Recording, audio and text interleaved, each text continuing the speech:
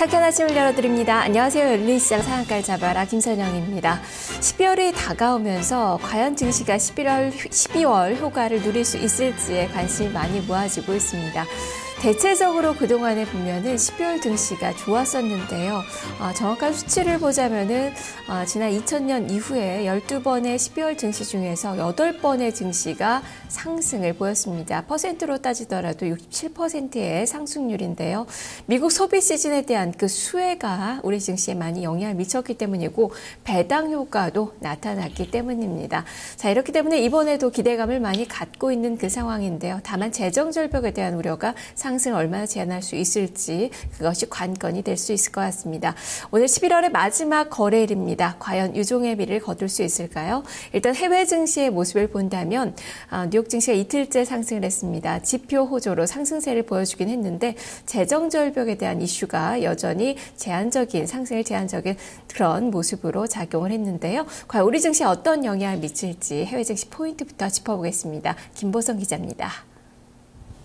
간밤 마감한 미국의 뉴욕 증시가 상승으로 마감을 했습니다. 개장 전에 발표됐던 지표가 긍정적이었습니다. 3분기 GDP 발표가 됐는데요. 지난 분기보다 상승한 것으로 집계가 됐고 10월의 미결주택 매매 건수 역시 소폭 증가한 것으로 집계가 되면서 지수 상승을 견인하는 모습이었습니다. 재정절벽 협상에 관한 오바마 대통령의 적극적인 행보 역시 힘을 이어받아주는 모습이었지만 존 베이너 공화당 하원 의장이 재정절벽 협상에 별다른 진전이 없다는 부정적인 발언을 재차 내놓으면서 시장은 안도하지를 못하는 모습 속에 강보합권으로 마감을 지었습니다. 3대 지수 마감 동향부터 살펴보겠습니다. 먼저 다우존스 지수입니다. 다우존스 지수가 0.28%의 상승으로 13,000선을 회복했습니다. 13,021포인트의 마감을 지었고요. 기술주 중심의 나스닥 지수 0.68% 오르면서 3,012포인트의 마감을 했습니다. 이어서 S&P 500 지수입니다. 0.43% 오르면서 1,415선에 마감 짓는 모습이 기록됐습니다. 다우존스 지수의 하루 동안의 움직임 차트를 통해서 살펴보도록 하겠습니다. 장중 대부분의 시간이 상승권에 있긴 했지만 현지 시각으로 오후 12시 정도의 하락 반전을 하면서 지수가 방향을 전환했습니다. 하지만 다시 한번 상승권에 진입을 하면서 다우존스 지수가 0.3% 정도 상승으로 마감을 했습니다. 미국 증시를 이끈 여러 가지 영향력들을 살펴보도록 하겠습니다. 먼저 10월에 미결 주택 매매 건수가 발표됐습니다. 지난 9월보다는 5%가 상승한 것으로 집계가 됐고요. 미국의 3분기 GDP가 발표됐습니다. 지난 분기보다는 2.7%가 증가한 것으로 나타났습니다. 전반적인 업종들이 상승이 우세했습니다. 하지만 기술주가 약세를 보였는데요. 이런 가운데 마이크로소프트와 인텔 그리고 IBM 등이 하락권에 마감을 했습니다. 다우지수의 업종별 등락 흐름을 이어서 살펴보도록 하겠습니다. 방금 말씀드린 것처럼 대부분의 업종들이 선방을 해줬습니다. 하지만 일부 종목들이 하락했는데요. 기술주가 0.5%의 조정을 받았고요. 경기 민감주가 0.2% 약보합권에서 마감을 지었습니다. 종목들 움직임들을 살펴보도록 하겠습니다. 이렇게 기술주의 약세 속에서 인텔이 2.8%의 조정을 받았고요. 마이크로소프트 1.5% 밀려났습니다. 그리고 IBM 같은 경우는 0.2%가 하락 마감했습니다. 유나이티드 헬스 그룹이 가장 크게 올랐는데요. 3%의 강세 속에서 장을 마감했습니다. 자, 이렇게 미국의 3대 지수가 일제히 상승으로 마감을 지었습니다. 유럽 증시 같은 경우도 앞서 마감을 했는데요. 일제히 상승권에 마감을 했습니다.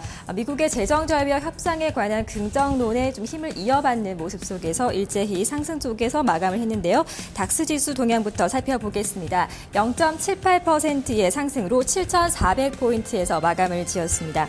영국의 푸치백 지수 1%가 넘게 올랐습니다. 5,870포인트의 장을 마감했고요. 프랑스 깍그 지수 역시 1.53%의 강세로 3,568선에 마감 짓는 모습이었습니다. 자, 유럽 증시를 이끈 요인들도 역시 이어서 살펴보도록 하겠습니다. 유럽에서는 11월 경기 신뢰 지수가 발표됐는데요. 85.7을 기록하면서 상승한 것으로 나타났습니다. 독일에서는 실업 인구가 집계 발표됐습니다. 294만 명으로 8개월 연속 실업 인구가 증가하긴 했지만 시장의 예상치는 그래도 밑돌면서 다소 선방했다는 평가를 받았습니다. 주요 종목들의 움직임으로는 독일의 폭스바겐, 그리고 프랑스의 프랑스텔레콤과 영국의 인벤시스 등이 크게 상승한 종목에 이름을 올렸습니다. 자, 독일의 닥스 지수 흐름부터 조금 더 자세하게 살펴보도록 하겠습니다. 하루 동안의 움직임은 장중 큰 변동성은 없었습니다. 닥스 지수 같은 경우는 장중 저점이 7,377선 그리고 고점이 7,416선 사이에서 움직였는데요. 0.8% 가까이 상승하면서 마감을 지었습니다. 업종별 등락을 살펴보도록 하겠습니다. 독일 닥스 지수 같은 경우는 대부분의 업종이 상승했습니다. 다만 필수 소비 섹터와 기초 소비 섹터만 하락한 것으로 집계가 됐는데요. 폭스바겐이 중국 그룹과의 제휴를 연장한다는 소식이 전해지면서 1.8%의 상승으로 마감을 지었습니다. 자, 이어서 영국의 푸치백 지수의 흐름도 살펴보도록 하겠습니다. 영국의 푸치백 지수 역시 장 마지막에 조금 더 탄력이 좋았습니다. 장 막판에 장중 고점 라인에서 마감을 짓는 모습이었는데요. 영국 증시는 기술주반이 0.7%로 하락한 것으로 집계가 됐습니다. 마지막으로 프랑스 CAC 지수의 흐름도 이어서 살펴보도록 하겠습니다.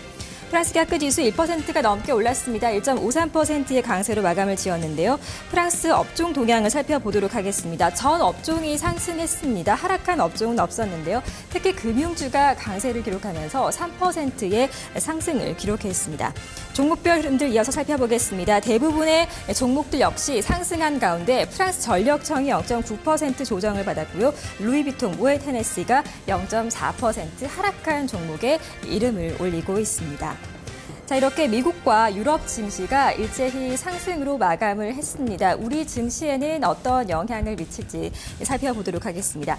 간밤 발표됐던 미국의 3분기 GDP와 주택 지표가 호조세를 기록했다는 점은 우리 증시에 긍정적인 영향입니다. 하지만 계속해서 재정절벽 협상이 발목을 좀 잡고 있습니다. 이 부분에 대한 문제가 확실해질 때까지는 증시에 부담으로 작용할 것으로 보입니다. 해외 증시 포인트였습니다.